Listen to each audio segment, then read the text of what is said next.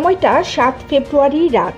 গাজীপুরে সাবেক মুক্তিযোদ্ধা বিষয়ক মন্ত্রী আ.ক.ম মোজাম্মেল হকের পৈতৃক বাড়িতে হামলার খবর পেয়ে বৈষম্য বিরোধী ছাত্র নেতারা ঘটনাস্থলে গেলে পরিকল্পিতভাবে আওয়ামী লীগ, যুবলীগ ও ছাত্রলীগের নেতাকর্মীরা তাদের ওপর হামলা চালায়।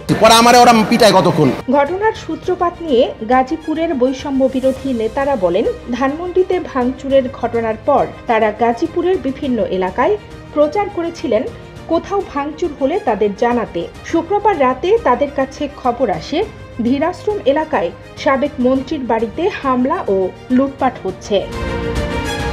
খবরটি শোনার পর প্রতিহত করতে শিক্ষার্থীরা রওনা হয়।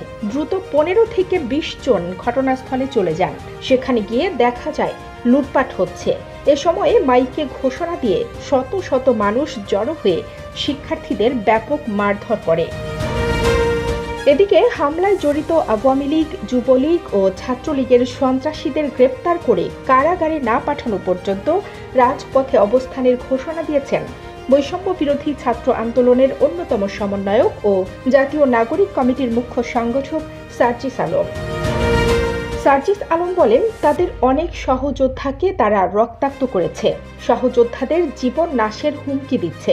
অন্তর্বর্তীকালীন সরকারকে উদ্দেশ্য করে তিনি বলেন, যে ছাত্র জনতা জীবন দিয়ে সরকারে বসিয়েছে তাদের জীবনের নিরাপত্তা কে দেবে? তিনি বলেন, খুনি হাসিনার আওয়ামী লীগ, যুবলীগ, ছাত্রলীগের সন্ত্রাসীরা এখনো গাজীপুরে ঘুরে বেড়াচ্ছে। এই সন্ত্রাসীরা এখনো সোশ্যাল মিডিয়ায় আমাদের যোদ্ধাদের হুমকি দিচ্ছে।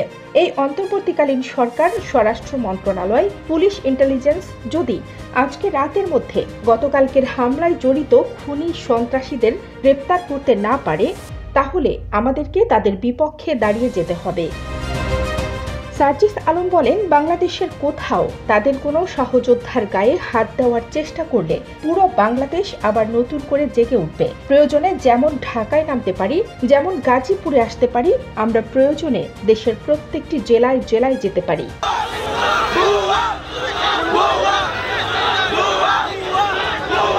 আমরা অভ্যুত্থানে দেখিয়েছি এদেশের ছাত্র জনতা সঠিক রাষ্ট্র বিনির্মাণে সামনের দিকে এগিয়ে যেতে ধৈর্য ধরেছে, কিন্তু একটা ধৈর্যের বাঁধ আছে।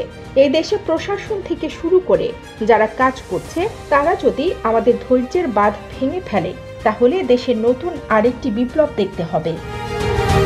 এদিকে গাজীপুর সদর থানার ওসি মোহাম্মদ আরিফুল ইসলামকে বরখাস্তের ঘোষণা দিয়েছেন গাজীপুর মেট্রোপলিটন পুলিশের কমিশনার ডক্টর মোহাম্মদ নাজমুল করিম খান।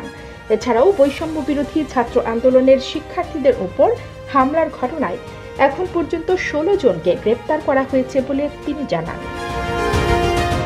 কানিজ ফাতেমা, নিপা, খবর সংযোগ।